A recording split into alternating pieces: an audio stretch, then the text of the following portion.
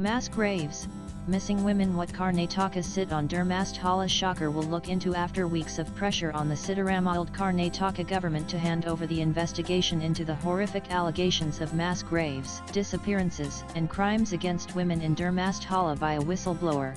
The newly formed Special Investigation Team SIT has its hands full. The Karnataka government has constituted an SIT headed by Director General of Police Internal Security Division and Cyber Command Pranab Mohanty, and the team has been tasked with probing the alleged series of murders and mass burials in and around Dharmasthala, a prominent temple town in Daksina Kannada district. The SIT includes a highly qualified team working with Mohanty, including Deputy Inspector General of Police Recruitment MN Anacheth, Deputy Commissioner of Police City Armed Reserve Sumayalatha, and Superintendent of Police Internal Security Division Jitendra Kumar Dayama. What is the SIT expected to do? It is not only expected to uncover the truth and deliver justice to the victims and their families, but also to examine every missing persons case from the region to determine if it is connected to the string of crimes alleged by a former sanitation worker. The SIT was formed following explosive revelations by a former sanitation worker, who testified under Section 164 of the CRPC that he buried the bodies of women and minors around the Dharmasthala temple during his tenure between 1994 and 2014.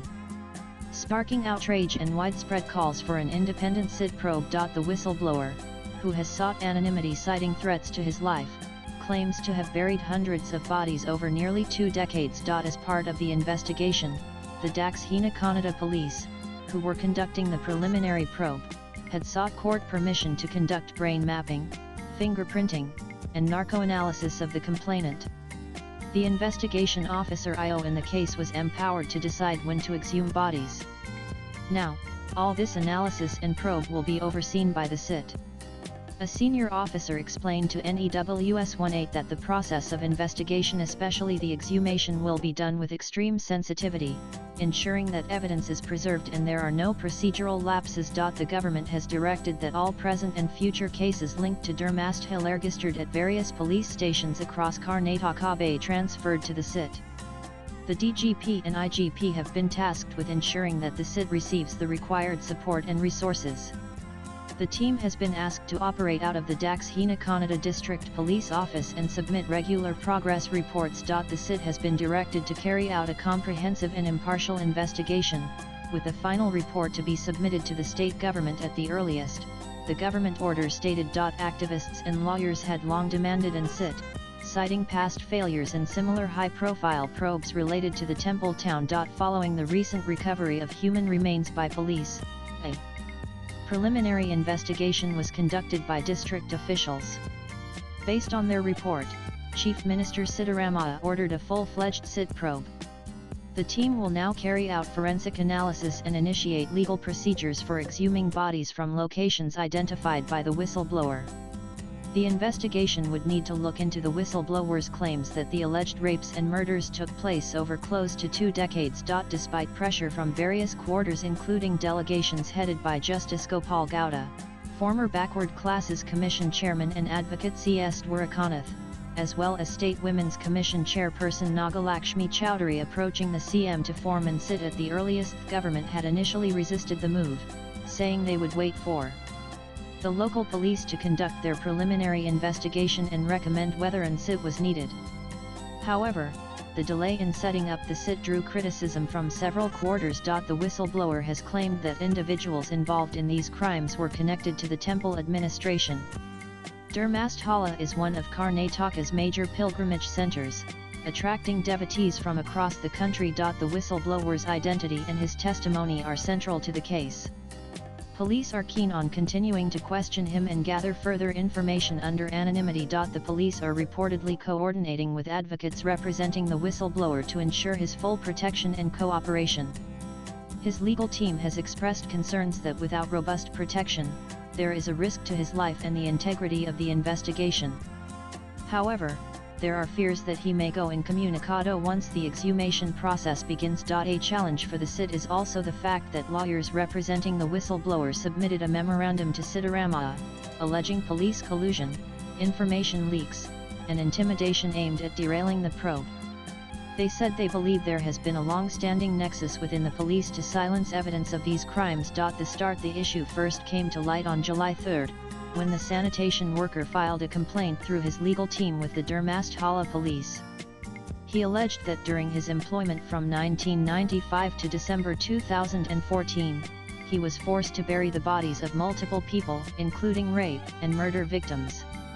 A case was registered by Dharmasthala police the following day under Section 211A of the Bharatiya Nyaya Sanhita, after receiving court approval. On July 11, the whistleblower produced skeletal remains said to have been exhumed by him before the principal civil judge in JMFC in Belthang 80, and recorded a formal statement. In a detailed complaint to the Dakshina Kannada Police Commissioner, the whistleblower alleged he was threatened with death and forced to dispose of hundreds of bodies over nearly 20 years.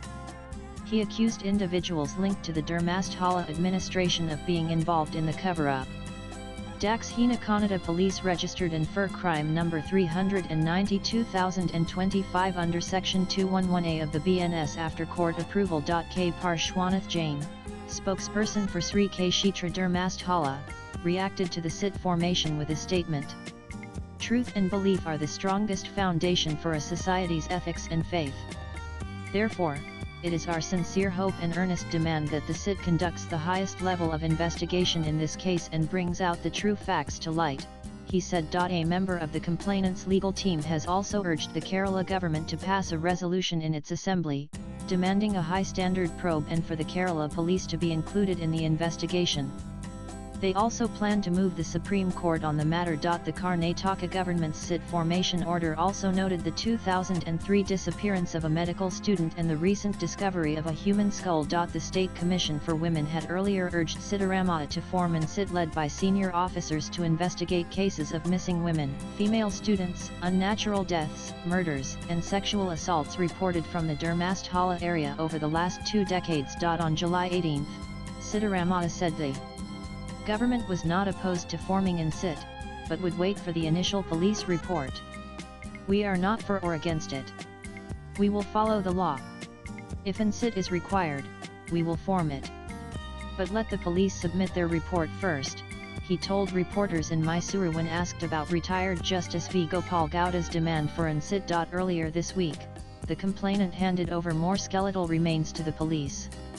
He reiterated his claim that during his years with the Dharmasthala temple administration, he had been ordered by his superiors to dispose of the bodies of women and children. In a letter dated July 14, the State Women's Commission cited media reports from July 12 that included a court deposition by a daily wage worker who claimed to have buried over 100 bodies, and a statement by a family who said their daughter had gone missing from the temple premises. Based on the whistleblower's statement, police are preparing to exhume remains from areas near the Nethravathi River. Swipe left for next video. The sanitation workers' claims are not the first time Dharmasthala has come under scrutiny over serious allegations of violence, sexual assault, murder, and cover-ups.